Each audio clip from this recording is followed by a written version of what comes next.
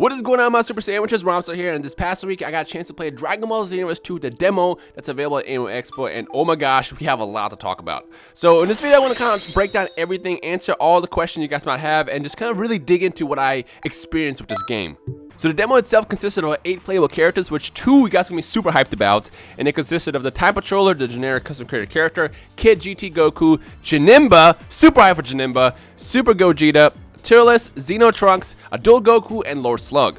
Now there's 2 details you can notice right off the bat. There's 2 changes. For starters, there's new attacks, and I will go over all the attacks later in this video, as well as all the separate gameplay that I've, playing out for my channel today.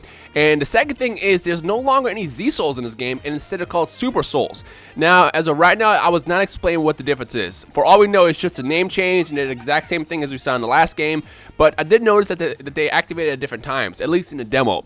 Every time I did certain moves, for example, like when I transformed with Goku, then the Z-Soul kicked in. So I have a feeling that Super Souls in this game are going to work more in that manner as opposed to last time where it was kind of more broken and really unbalanced. So when I get more details how Super Souls work, I will let you guys know. But for now, understand that there are Super Souls in this game instead of Z-Souls, and for all we know, it might be the same thing.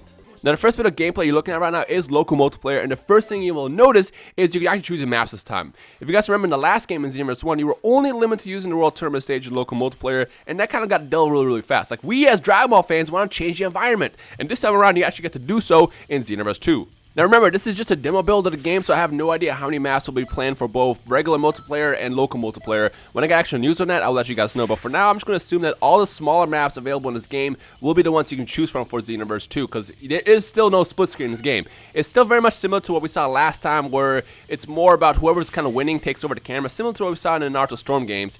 And from what I actually got to experience, it works really well. Now, do you guys notice those rocks floating around Super Gogeta? Yes, that's in this game.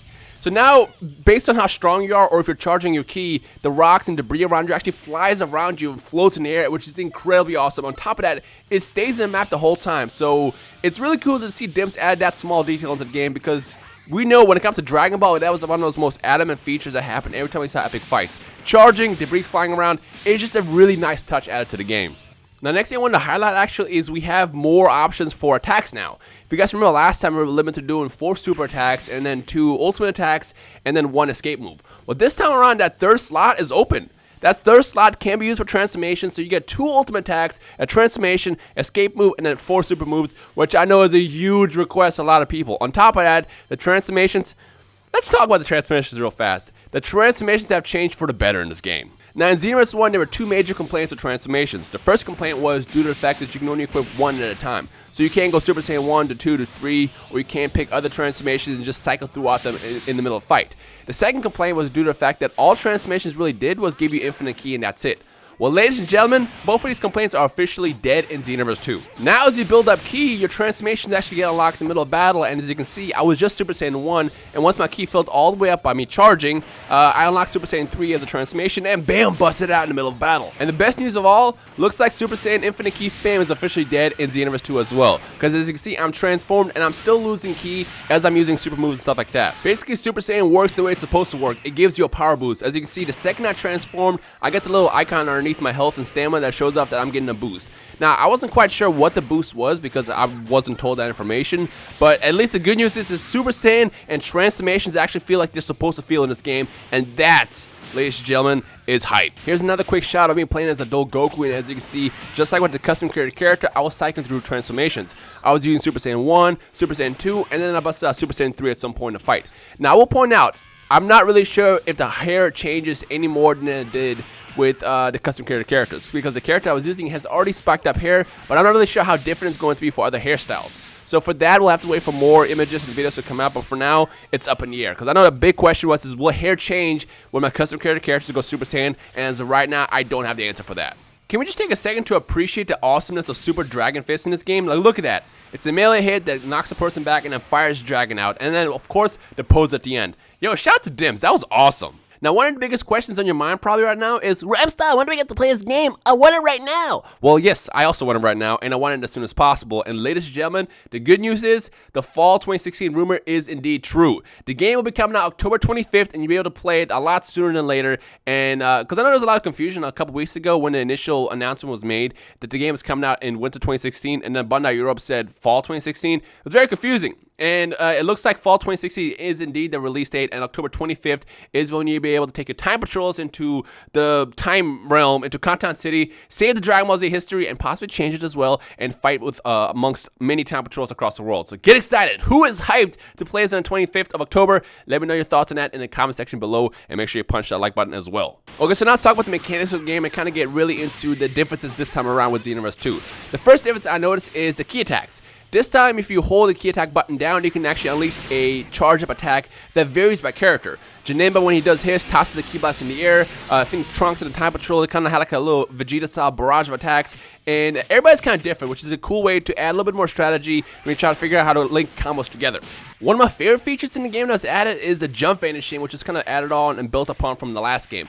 This time you can actually jump and snap vanish to the side and kind of like get the little quick motion that you can do left and right to kind of confuse an opponent. As you can see, I'm doing it here right now with Gogeta against Trunks, and it's just, it definitely can really add into the speed of the game. Like, it feels a lot faster this time around. You know what's funny? I just realized I'm like 6 minutes into this video and I have not talked about the HUD yet. I mean, the HUD is really pretty, you gotta agree, but the big difference with the HUD this time around is you have more health. Yes, folks, more health, which I know is a huge request in Xenoverse 1.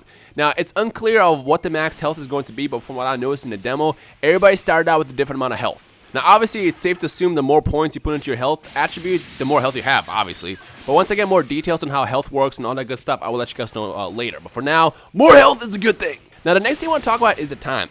In the demo itself, the time was limited to 3 minutes, just like last time, which I know was a huge problem. But fear not, again, I have talked to Bandai several times about it, and they are working on it. I'm going to try to get options introduced into the game that has more time, like 5 minutes or something like that. So fear not.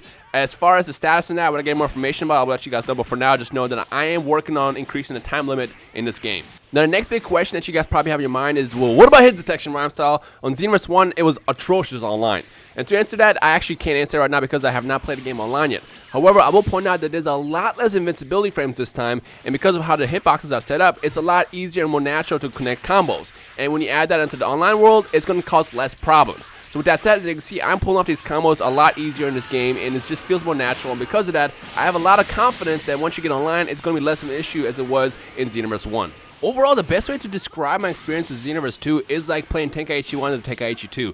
I've said this before, and I love using this as an analogy just because everybody has played both Tenkaichi 1 and 2. If you guys remember, Tenkaichi 1, it set a great blueprint to what the future of Tenkaichi series would be, and when Tenkaichi 2 came out, it was just so much improvement that made the series a beloved series in all our hearts. Like, we love the Tenkaichi series, but it wasn't because of Tenkaichi 1. Tenkaichi 1's a bad game, but when Tenkaichi 2 and 3 came out, it was like, this is exactly what we wanted.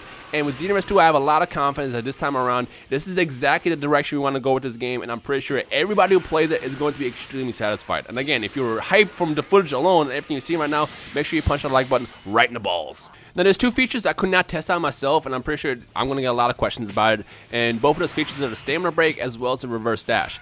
Ironically, when we were there, nobody knew how to pull the attacks off because no one had the control sheet in front of them. And because of that, we couldn't test it. We tried every combination of buttons and we could not just pull it off. And because of that, I'll have to wait until I get more gameplay or get a chance to play the game later again before I can test it out. But from what we saw in the actual gameplay demo that came out a couple weeks ago, the reverse dash allows you to basically zone in on someone who's running away and stop them from doing it. And then the stamina break allows you to break someone's stamina and bring them right into a combo hell of destruction. Combo hell of destruction. Wow, Rhymestyle. You get the point. It's essentially, you can break someone's stamina and jump right into comboing, or you can stop runners, and that is a huge feature that was highly requested in Xenoverse 2. I will mention that I did pull out the stamina break twice by accident, and I missed both times, which is why I'm not going to show it off in the video. And it was just like in Burst Limit. To those who have never played Burst Limit, stamina break allows you to do a really hard punch, and if you missed, you're wide open. So to those who are afraid of that attack being abused, trust me, if you miss, you're going to be in a lot of trouble. So you don't want to abuse the stamina break feature in this game.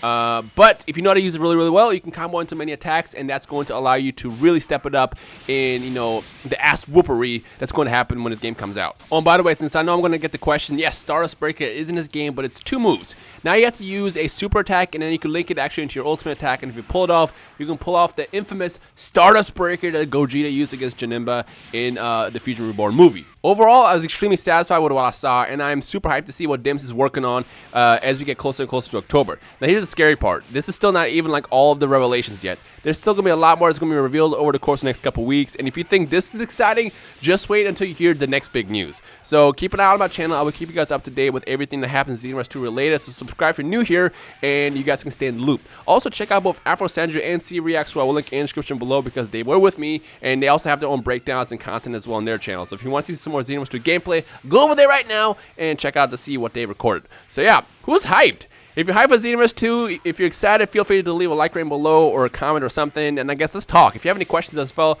feel free to drop the specific ones, and I'll try my best to answer. But overall, I'm just excited. I am super stoked for Xenoverse 2, and I cannot wait until October 25th rolls around this year. Anyways, I hope you guys enjoy the rest of your day. My name is Rhymestyle, and I will see all you awesome super sandwiches in the comment section below. Peace. Xenoverse 2 hype. Hashtag it in the comment section below. Yes, actually do that. Hashtag Xenoverse hype if you're excited for this game, and we'll take it from there. Anyways, you guys enjoy the rest of your day. My name is Rhymestyle, and I will see all you awesome super sandwiches in the comment section below. Peace.